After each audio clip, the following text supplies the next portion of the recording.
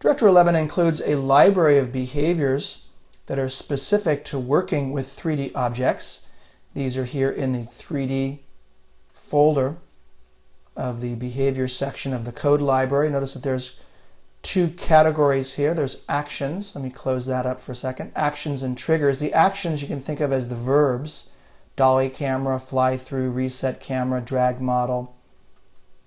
The triggers trigger the actions. In other words, set up a mouse left to dolly, a mouse right will zoom, a mouse enter, a mouse within, a mouse leave, and so on. So let me demonstrate some of my favorite of these 3D behaviors.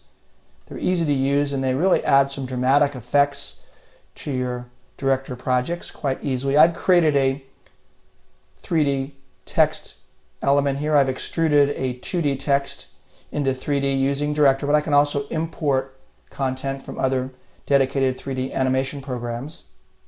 Let's start with the automatic model rotation and click on the behavior and drag it onto my 3D object. Here I get my parameters, rotation speed, and which axis to rotate about. I can do X, Y, or Z. Let's choose the default X and turn up my rotation speed to 12. And now let's rewind and play my movie. And you can see that it's rotating. You can also go back and at any time go to the Property Inspector. Here in the Behavior tab, let's change the axis of rotation to Y and rewind this. Let's also change the speed. Let's change this to -3. Notice you can go in different directions.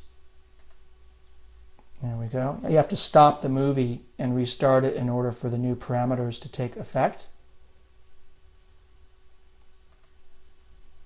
Let's go ahead and remove that behavior so it doesn't conflict with some of the other behaviors that I want to show you. Another easy 3D behavior to implement is the model rollover cursor. Let's change that to a pencil, for example. So when I roll over the model, my cursor changes to the image that I've selected in the parameter drop-down. Another useful 3D behavior is the show axis, or show axes. This shows my various X, Y, and Z axes. I'm going to go ahead and animate this by zooming in and moving the camera, and you'll see this show axes behavior is a little bit more useful when we start animating things.